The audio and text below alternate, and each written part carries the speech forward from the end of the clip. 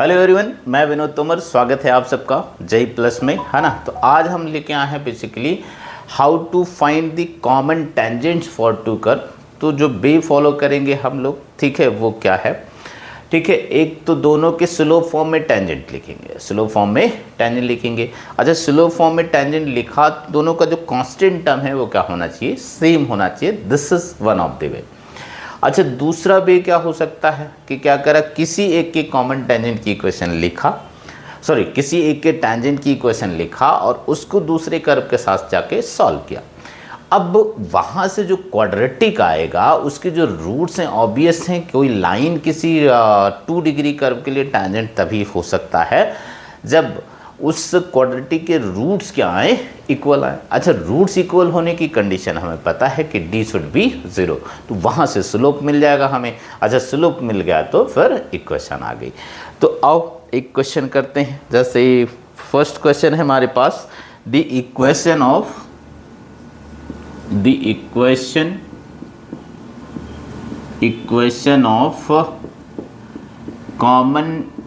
Common tangent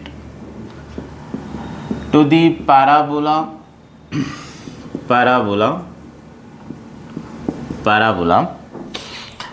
y square equals to 16x,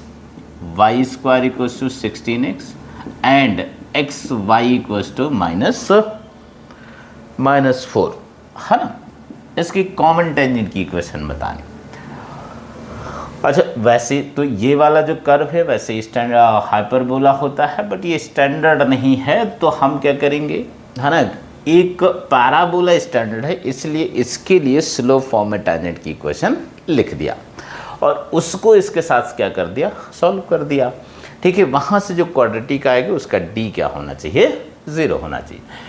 तो y square equals to 4x अगर मेरे पास है, इसका स्लोप फॉर्म में मैं टेंजेंट लिखता हूँ। स्लोप फॉर्म टेंजेंट का क्या होता है, y equals to mx plus a by m।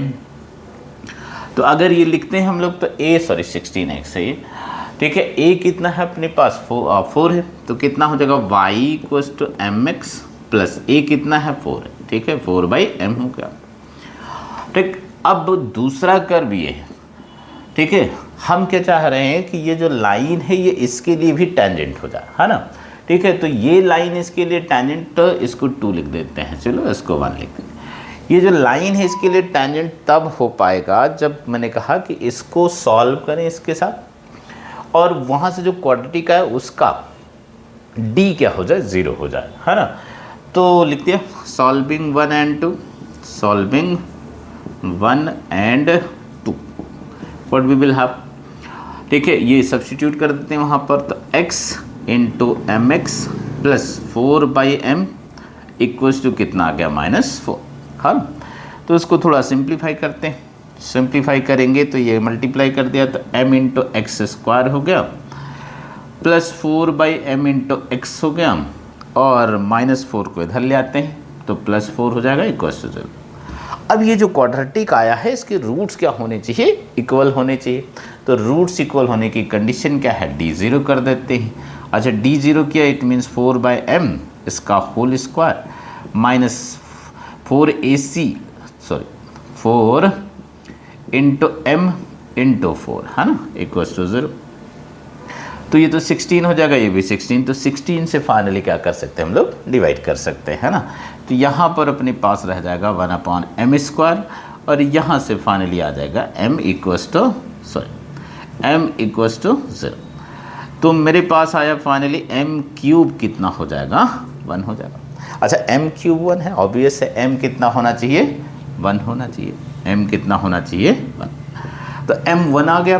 अच्छा, m1 आ गया तो इक्वेशन ऑफ कॉमन टेंजेंट मिल जाएगा अपने को, है ना। इक्वेशन ऑफ कॉमन टेंजेंट कितना आ जाएगा, इक्वेशन ऑफ कॉमन टेंजेंट, ठीक है, यही इसमें हम सब्स्टिट्यूट कर देते हैं। तो y इक्वल्स टू m1 आया है तो x प्लस 4, और you can write x minus Y plus 4 equals to 0, है ना। तो ये बेसिकली अप्रोच है। एक बार फिर से समझते हैं कि मुझे 2 कर्व हैं, दोनों ही 2 डिग्री कर्व हैं, दोनों के लिए कॉमन टेंजेंट की इक्वेशन लिखना है। तो मैं क्या कर सकता हूँ, किसी एक जो स्टैंडर्ड है उसके लिए स्लोप फॉर्म में टेंजेंट लिख दिया, दूसरे को उसके साथ सॉल्व कर दिया।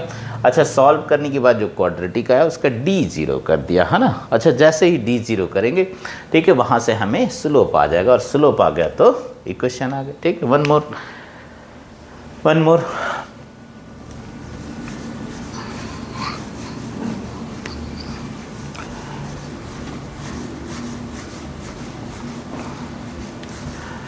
सपोज ये है मेरे पास equation of common tangent to the circle, equation of common tangent to the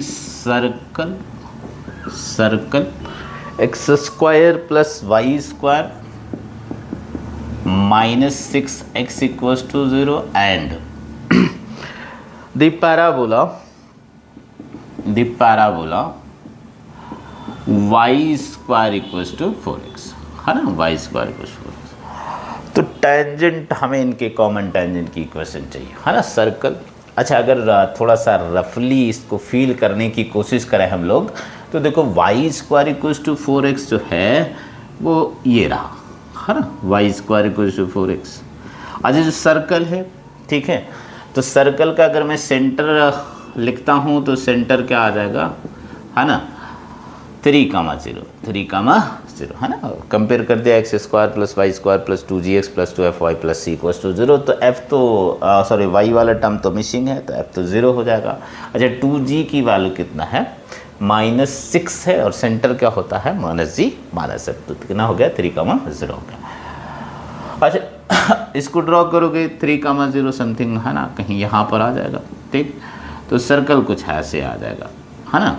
अच्छा, टेंजेंट एक तो ऊपर आ जाएगा, ठीक है, और एक क्या आ जाएगा, नीचे आ जाएगा, है, ठीक है। आई थिंक फील कर पा रहे हैं, ठीक है, कि एक टेंजेंट ऊपर आ जाएगा और एक टेंजेंट नीचे जाएगा। अच्छा, ऐसा क्यों हो रहा है, क्योंकि जो पैराबोला है और सर्कल है दोनों ही सिमेट्रिकल हैं, किसके, एक्स एक्सिस के अबाउट। सर्कल तो वैसे दोनों एक्सिस के अबाउट सिमेट्रिकल होता है, तो एक टेंजेंट जैसा ऊपर आएगा वैसा ही नीचे भी आ जाएगा। तो इजियर कौन सा है जिसको हम लिख सकते हैं इजीली, वो है पैराबोला।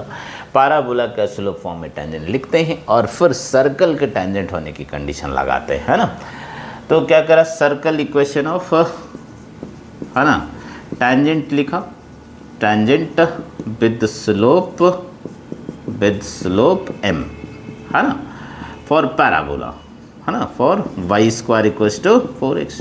तो कितना हो जाएगा, y equals to mx plus a कितना है, 1 हो गया, 1/m। थोड़ा इसको सिंप्लीफाई करते हैं ना, तो कितना आएगा, m square x minus my plus 1 equals to 0। अच्छा, अब हम ये चाह रहे हैं कि ये जो है लाइन है, इसको सपोज 1 कह देते हैं, ये सर्कल के लिए भी टेंजेंट हो जाए। तो सर्कल के लिए टेंजेंट एक तो पे वही कर सकते हो जो हमने प्रीवियस क्वेश्चन में किया था, कि इसको सर्कल के साथ सॉल्व कर दो, बट वो है ना, तो कैलकुलेशन वाइज थोड़ा ज़्यादा हो जाएगा। सर्कल की तो बढ़िया ज्योमेट्री है, तो उस केस में तो क्या कर सकते हैं, सेंटर से परपेंडिकुलर डिस्टेंस रेडियस के इक्वल कर सकते हैं। तो सेंटर पता ही है मुझे, 3,0। अच्छा, रेडियस भी आ जाएगा, रेडियस भी 3 ही हो जाएगा, है ना, क्योंकि g square plus F square minus c होता है। तो f और c तो दोनों मिसिंग है, तो रेडियस भी 3 हो गया। तो ये कंडीशन यूज करते हैं। अच्छा, इसको मैं कैसे मेंशन करता हूँ, p equals to r। p का मीनिंग क्या है, सेंटर से परपेंडिकुलर डिस्टेंस, और r क्या है, रेडियस, है ना, p इक्वल्स टू r। तो सेंटर से परपेंडिकुलर डिस्टेंस रेडियस के इक्वल करते हैं, तो कितना आ जाएगा, सेंटर कितना है, 3,0, तो कितना आ जाएगा ये, है ना, 3m स्क्वायर, ठीक है, ये -0 प्लस 1 अपॉन, है ना, root m to the power 4 plus m square, sorry m square equals to radius है 3, है ना। अब यहाँ से सॉल्व करके m निकालना अपने को, तो आओ देखते हैं कितना हो जाएगा, 3m स्क्वायर प्लस 1, मॉड लगाने का कोई सेंस नहीं है क्योंकि ये पॉजिटिव ही है, तो 3m स्क्वायर प्लस 1 हो गया, और ये 3 into root m power 4 plus m square हो गया, सॉरी।